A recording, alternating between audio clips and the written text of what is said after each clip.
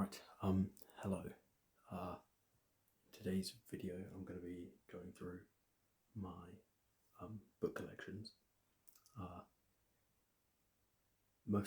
mostly listen to audiobooks nowadays, but I do have a lot of non-fiction books, and then just below I've got some fiction books as well. So I'm going to be going through, maybe not all of them, but definitely some of my favourites at least. And I've written a list of my favourite audiobooks that I've listened to over there. So first off, I think we'll start with the audiobooks on the paper. So just over here, I've got my list of audiobooks. So first off on my list is I've done them by author here. So first off on this list is Hitchhiker's Guide to the Galaxy, the 5 books in the trilogy, and also Dirk Gently's Holistic Detectives Agency, both by Douglas Adams. Fantastic books. Hitchhikers especially, you can't get better comedy. It's exactly my type of comedy. Very funny, stupid, but fantastic story too. So couldn't recommend it more. There's a lot of fantastic things to reference in it, and once you know the things, you'll see it in pop culture quite often. There will be references to the number 42, or I don't know. I feel like So Long and Thanks for All the Fish. Maybe there's lots of stuff, but tea towels. There's lots. But yeah, it's fantastic books. Next on my list, I've written Orwell. So the 2 Orwell books I've read are Animal Farm, which brilliant, but then also 1984, which is my favourite of the 2. Just each part of it being so separate and such a difference of emotion in each one, and the revelations you get it's incredible. It's a really good story. Very good commentary on lots of stuff too, so definitely worth a read. 100%. Right, next I have The Song of Achilles by I think it's Madeline Miller or Madeline Miller. Obviously based on the Iliad, sorry. But a beautiful story, of Achilles and Patroclus. Yeah.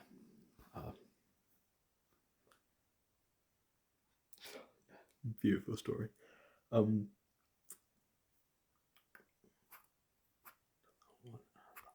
Okay, so next I've written down Lord of the Rings. It's obviously by Tolkien. Classic books. Basically the starting point for, I don't know, fiction, for fantasy books. A lot of our tropes that we get come from that, and obviously Tolkien built an incredible Middle Earth, didn't he? Like very, very incredibly detailed. Like, I don't know, starting with The Hobbit and then moving out to like the Silmarillion. But yeah, fantastic story. Very well composed, well put together. Next on here I've got a non-fiction book, which is Femina by I think it's Janina Ramirez. Janina, I don't really know how to pronounce it. But Femina is about women through history, because women have often been written out of history. It's actually one of my friends from university who studied history got this book when we went to a bookshop, and there was a deal for 2 for 1. I think I got Nessa Carey's book, The Epigenetics Revolution, at the same time. No, I had that before. What book did I get? Entangled Life. It might have been Entangled Life by Merlin Sheldrake. And those are 2-for-1 deal on non-fiction books. So she got Femina and I got that. And since I've listened to the audiobook of Femina, there's one story that particularly calls out to me that's in it. The story of Julian of Norwich, who was an anchoress. So basically got isolated in a brick cell and lived there most of her life, and wrote Christian texts and had visions, and pretty incredible story, and smart lady and advocate of, I don't know, very progressive views for like the 1300s. Yeah, very good. Okay, next on here I have the Odyssey. So Song of Achilles was based on the Iliad, and then I've got a translation of the Odyssey. I can't remember who the translation's by, but obviously attributed to Homer. It's the sequel, the aftermath of the Iliad, of the Trojan War. Is the story of Odysseus's journey back home. There's many plights along the way. Very good story. It's told in the way of like a backstory. So it starts with, well, kind of it's Odysseus. He's talking to the Phaeacians, I think, about his story, about how he came to be there before going home to his wife Penelope. But yeah, Odyssey, another very good one, especially for the Greek mythology lovers amongst you. I mean, if you're a Greek mythology person, you probably know about the Odyssey. But next I've got the Sherlock Holmes series by Arthur Conan Doyle. Now, I haven't read all of them or listened to all of them yet. There's quite a lot and a lot of stories, but I listen to and consume a lot of Sherlock Holmes-esque media, like the podcast Sherlock and Co. That's done by Goalhanger. Obviously the BBC Sherlock series, and then obviously the originals too. And yeah, the originals hold up. So I always thought they might be a bit old, but they aren't really. They kind of work. Yeah, I like them a lot. Next for the audiobooks, I've got the Hunger Games series, all 5 of them, by Suzanne Collins. Very good political, I can't think of the word. Sorry, commentary, I suppose. I think it's very thought-provoking, essentially, and also a good narrative throughout. But yeah, lots to unpick in that series, and also the 2 prequels that have come out since the original trilogy, Ballad of Songbirds and Snakes and Sunrise on the Reaping, both excellent. So it didn't drop off. In fact, I think it might have elevated, at least from Mockingjay, elevated, I'd say. Yeah, so that's my audiobook collection, or some of them at least.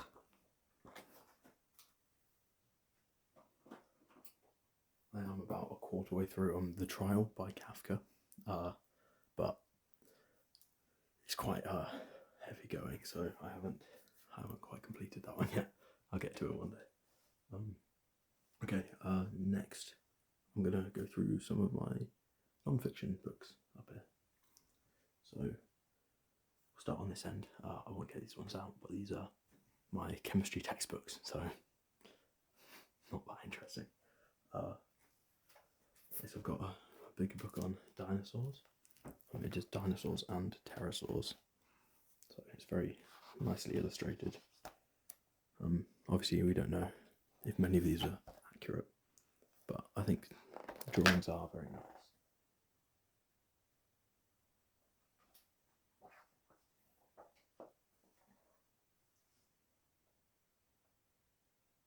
There's pterosaurs too. But yeah, I think excellent book. I mean, who doesn't like dinosaurs? Everyone likes dinosaurs. Right, next up I have this hefty one, which is the Osborne Science Encyclopedia. Again, lots of very nicely illustrated pages. And it covers the basics on pretty much everything. It does sections like light, sound, electricity. I've had this since I was quite a young child. It talks about like harmonics and stuff, plants and fungi. But yeah, it's a very, very good book.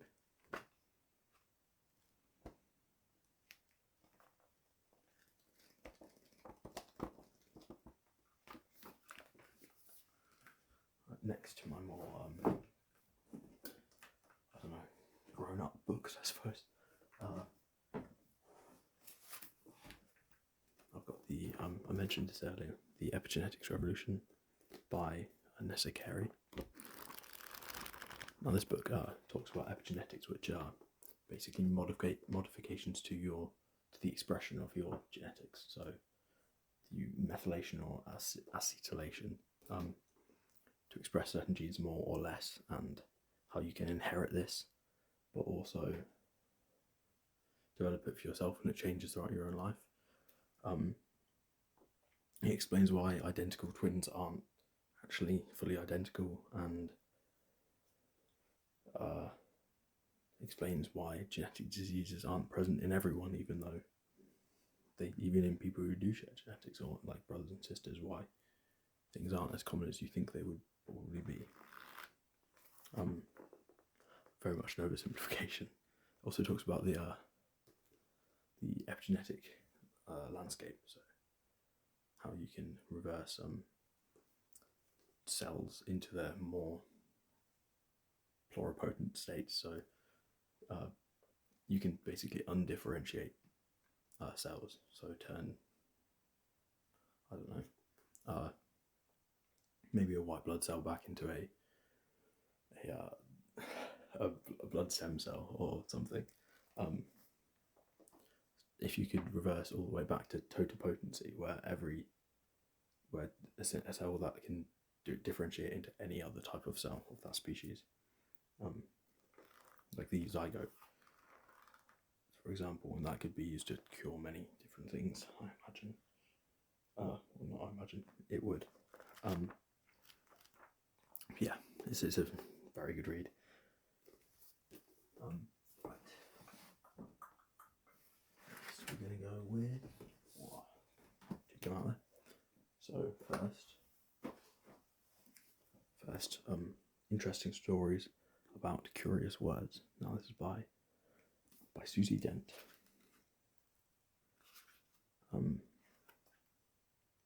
It's just basically a book about etymology, about very interesting etymologies.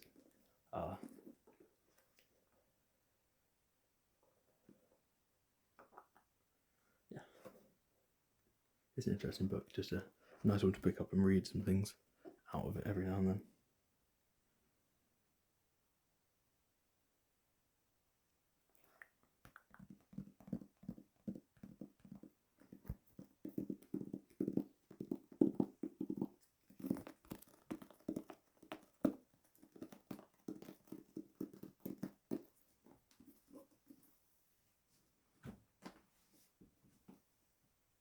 Right, now there's a book that came out with it.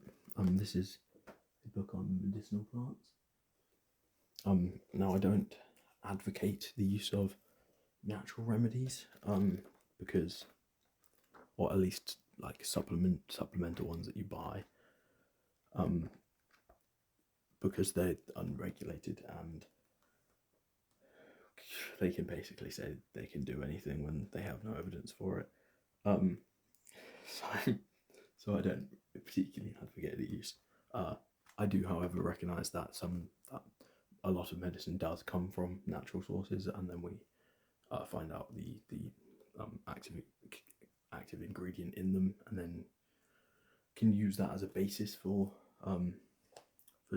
medicinal drugs. So yes, I recognise that this sort of book is the basis for a lot of modern pharmaceuticals, and it's very interesting to see if nothing else, what people thought, and how you would make these things. So my plan is to go through it and find out which of these are legitimate, and then mark them, because I think it could be useful one day, apocalypse and all that. Yeah, they're very interesting, very nice illustrations of the plants as well. So if nothing else, identifying the plants from here, because it describes them and how and where they would grow and stuff. So yeah, this was my PAPS book that I got recently. Right, next up, getting back to science. This is The Secret Lives of the Elements. Now, my friend Marcus, I think, got me this book for my birthday or Christmas a while ago, when I was in school.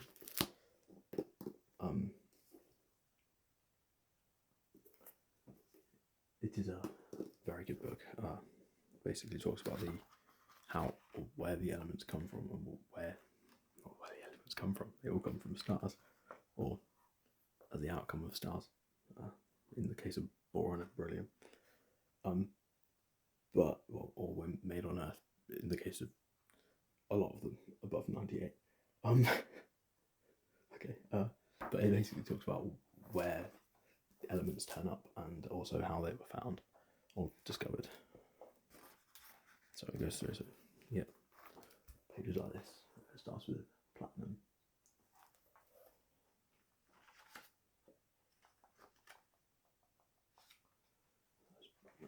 Page of barium there.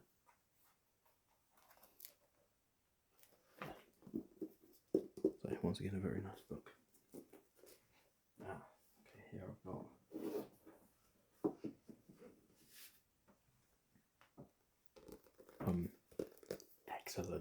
excellent puzzle book, like brilliant. It's based on the podcast Lateral, so Tom Scott and David Bodkin. The lateral thinking questions, and they are brilliant. You've got this. I'll do one from the show. I won't do the actual thing for you, but for example, in the reception area of the Australian Red Cross, there is a set of 8 electronic thermometer type displays that are regularly updated. The displays are labelled within 2 or 3 symbols from a selection of 5. What motivation do they provide? Just things where you originally read it and you're like, you can't work that out, surely, but you can. There's clues and stuff as well. They're but genuinely brilliant, and you should check out the podcast too.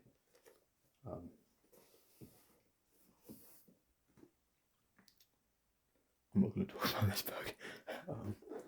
We'll move on to the next one. This is the QI book. Now, if you are from Britain or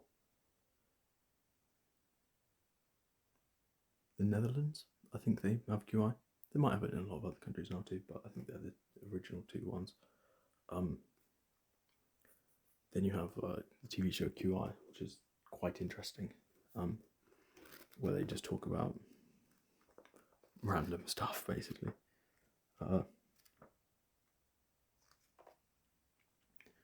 Like what makes modern art art, and why do we have finger and toenails, stuff like that. 222 quite interesting answers to your quite ingenious questions.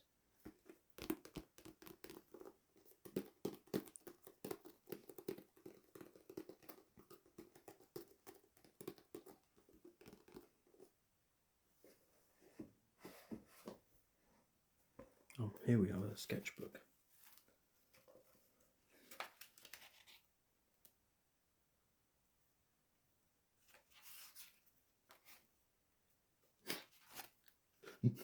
This one's some pictures I drew when I was a child. I've actually drawn anything here recently. I think I have, but taken the pages out. So I can't draw very well, but I want to learn to draw. Okay, next we got another textbook. The Elements of Physical Chemistry. Another Peter Atkins and Julio de Paula book. Yes. Things like this. The evidence for radiation of particles and the standard enthalpies of formation. And whatever's on this page. Oh, magnetic resonance.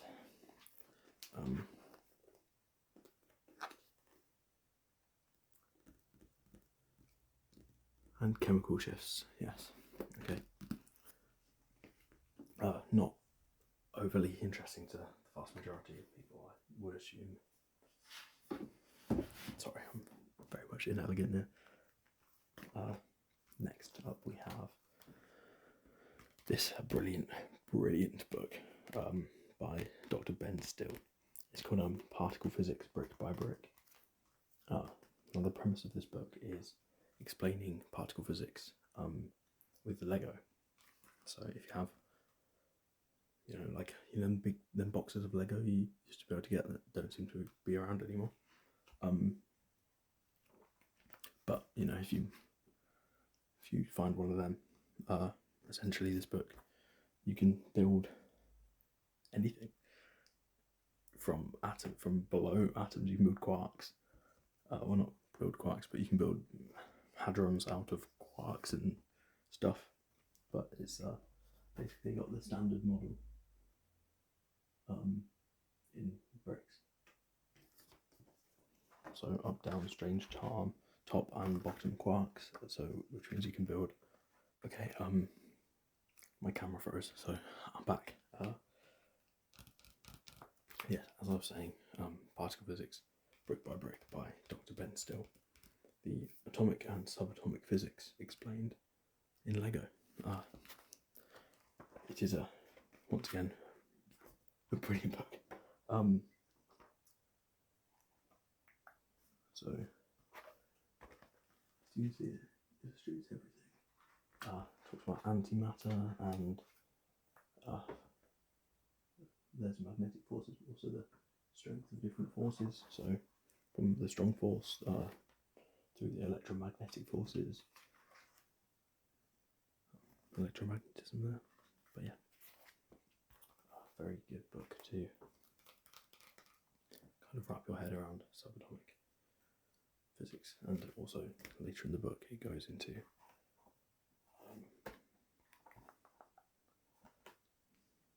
somewhere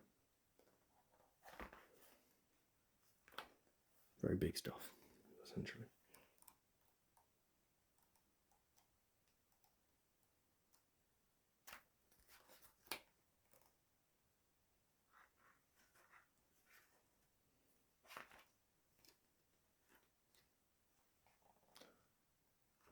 a lot of stuff.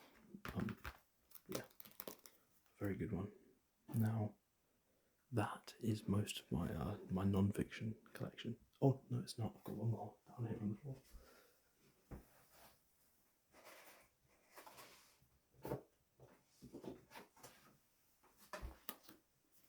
Okay.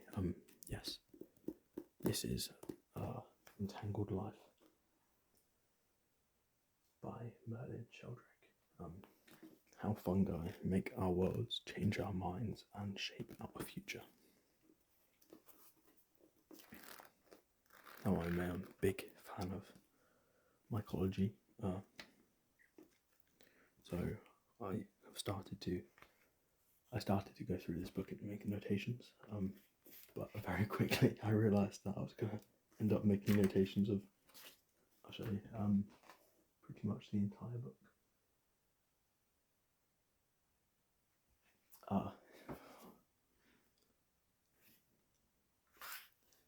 But yeah, really interesting book, especially about things like how fungi spores make it rain, and not in terms of money, in terms of literal precipitation. What else? There's lots of stuff. The biggest, or the largest organism on Earth is a fungi. The honey fungus. Talks about truffles and why every single animal seems to love them.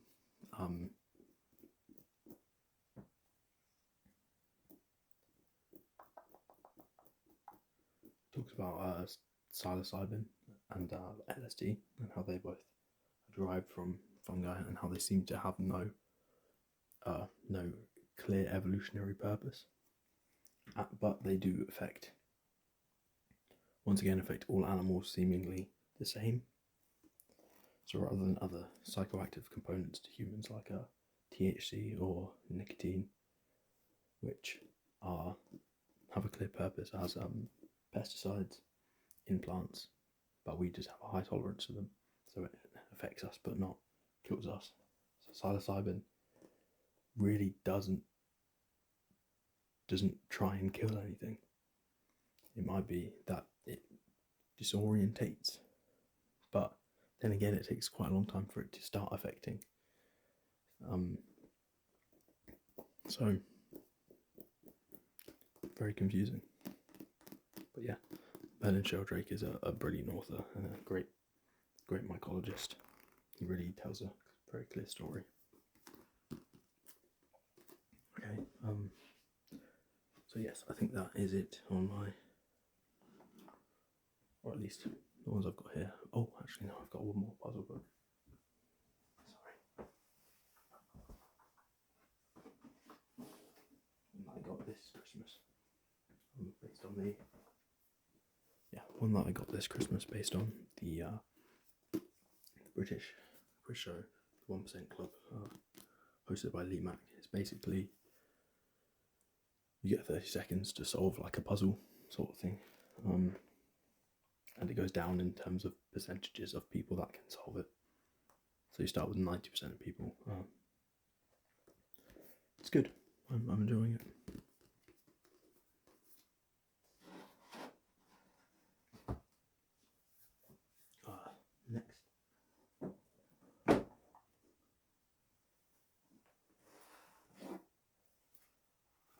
Next we have my comics, or my collections of comics. We've got Spider-Man and Deadpool.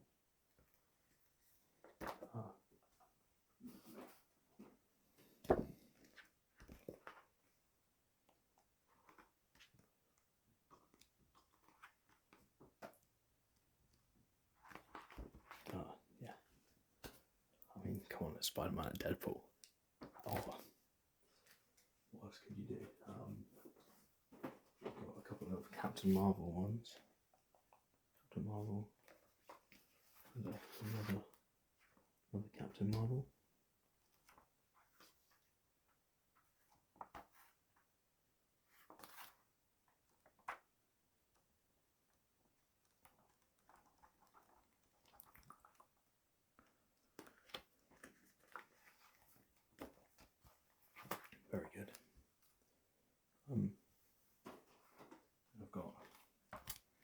Infinity Gauntlet.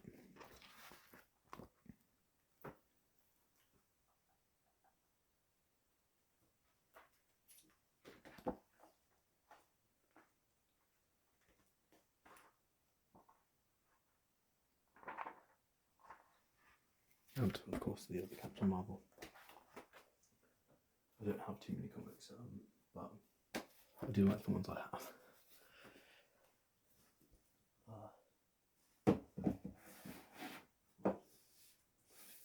Next up in fiction, I've got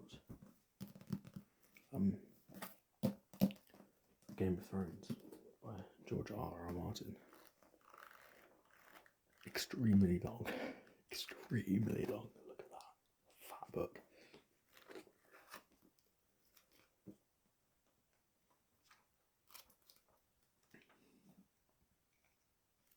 Extremely fat book. But obviously very good story building.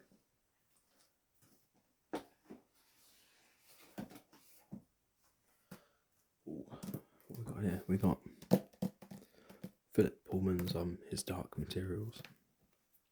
The story of Lyra and her demon.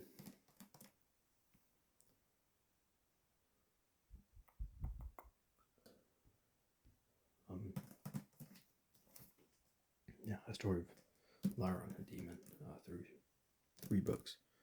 Northern Lights, The Subtle Knife, and The Amber Spyglass.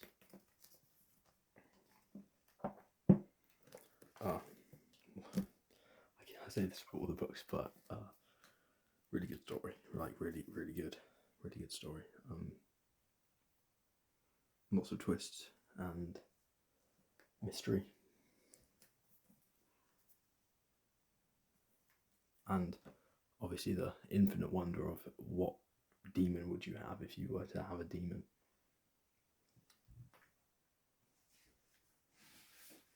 I don't know what I'd have.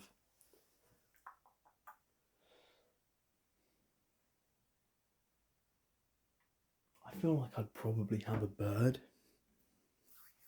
Maybe. Of some sort. Or maybe a monkey. Not that monkey.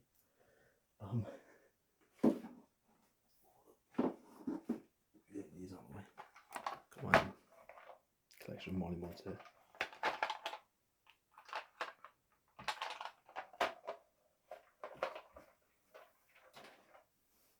Okay. This is a series, so I'm only going to get the last one out, but this is the Heroes of Olympus series by Luke Riordan. This is the last book, The Blood of Olympus. So this is the sequel series to Percy Jackson.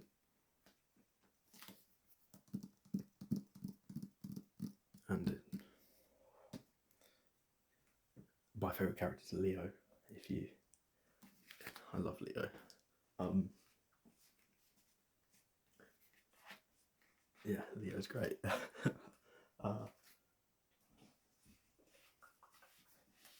Obviously Nico's in it too. I like Nico.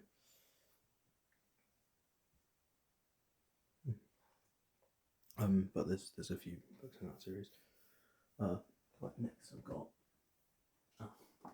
speaking of the Sherlock Holmes earlier, I've got the Young Sherlock series. Andrew Lane. Now I read these when I was a child. But they're very good introductions to Sherlock Holmes. Sorry, my throat is still a bit sore.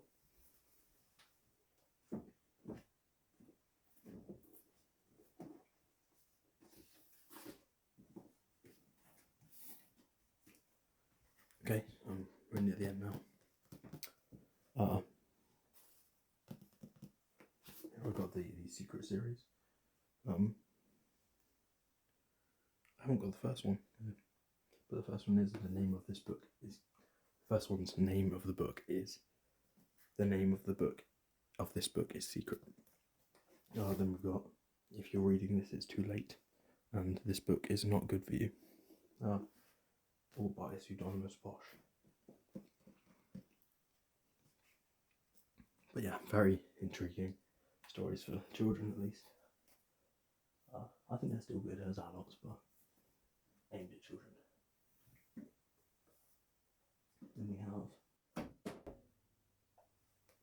Then we have the last one I'm going to show you. Is The Crucible, which is a play by Arthur Miller. It's the story of a group of girls in Salem during the Salem witch trials, and basically how that doesn't work because you can just blame each other. Yeah. Right. Wow, it's quite a long video, this one. Thank you very much for still listening if you're here. If not, you're probably asleep. Sorry, it's really cold. Yes, if you are awake, please let me know your favourite book.